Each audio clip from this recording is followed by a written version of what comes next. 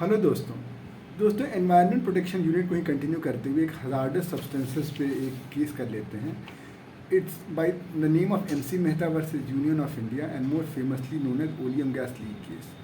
दोस्तों 1987 का केस है सुप्रीम कोर्ट का।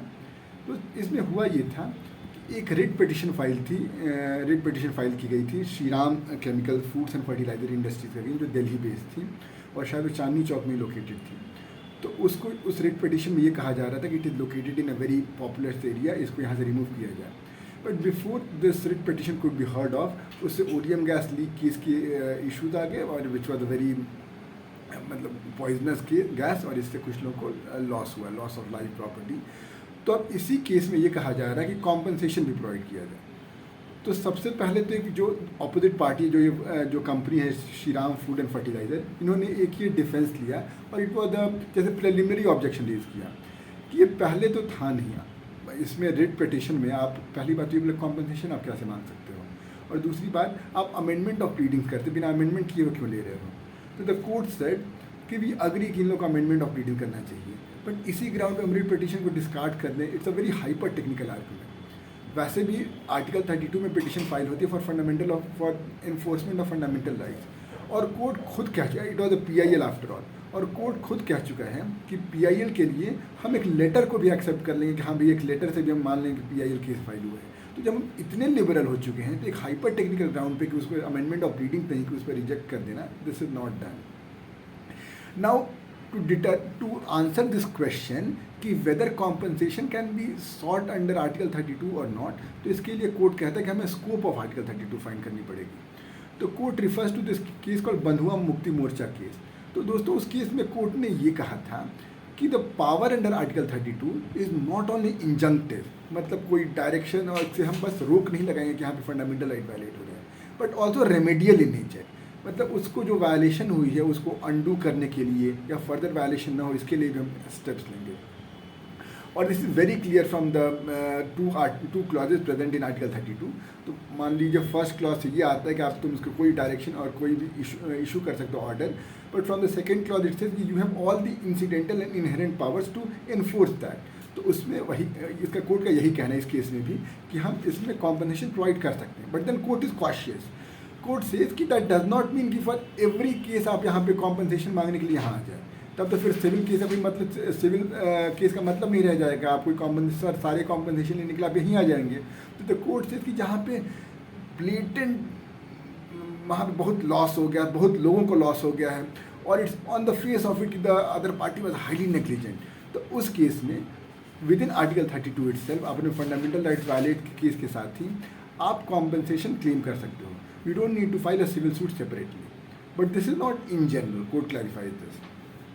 नाउ दोस्तों अब एक बार ये चीज़ ये पोजीशन ऑन आर्टिकल 32 क्लियर हो गया, तो यहाँ पे एक इशू मेन ये आता है कि अब जो यहाँ for which this case is famous for, what is the liability of an enterprise which carries on hazardous activity.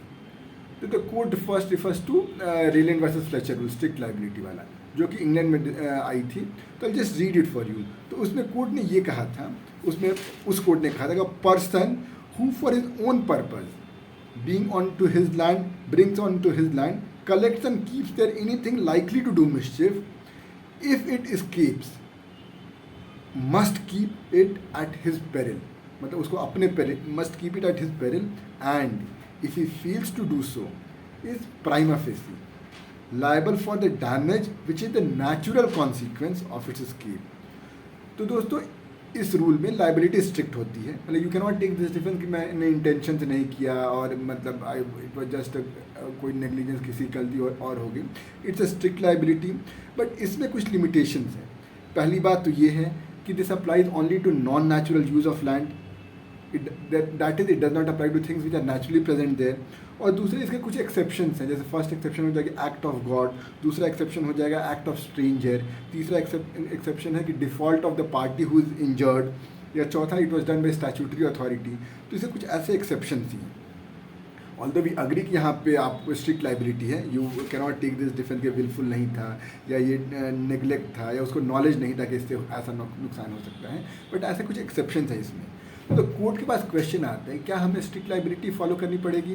तो द कोर्ट सेज कि this rule was 19 was laid down in 19th century England. और अब society इतनी मतलब industrialise हो गई है, इतनी साइंटिफिक हो गई है कि मतलब these are collateral damage of living, collateral we need to accept them for being living in an industrial society. तो अब non natural use of land, natural use of land, ये चीज़ें कहनी मुश्किल हो गई हैं।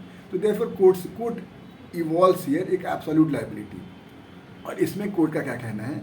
कोर्ट कहना है कि यहाँ भी लायबिलिटी स्ट्रिक्ट होगी और यहाँ पे कोई भी इंसान जो अगर हजार्डस एक्टिविटी करता है, इररिस्पेक्टिव कि नेचुरल या नॉन नेचुरल, उसको ये ध्यान रखना होगा कि अगर उससे कुछ भी नुकसान हुआ तो it is he who has to compensate. क्यों? क्योंकि अगर वो हजार्डस एक्टिविटी कर रहा है, उसको परमिशन मिल रही है, तो he has to, it is implicit that he has to indemnify the people who will be affected अगर इससे कुछ लॉस हो जाए। And the court buttresses this decision by an argument that this will incentivize that person who carries on hazardous activity to be more careful and alert people अगर कुछ भी गड़बड़ होने वाला है तो इसलिए it will make them more responsible। And then court goes on to say कि इसमें जो compensation provide होगा it will be proportional to the size of the industry because it has to have a deterrent effect। तो दोस्तों ये थी absolute liability which was evolve by justice Bhagwati. It is a constitutional bench after all, तो इसमें led by chief justice justice Bhagwati.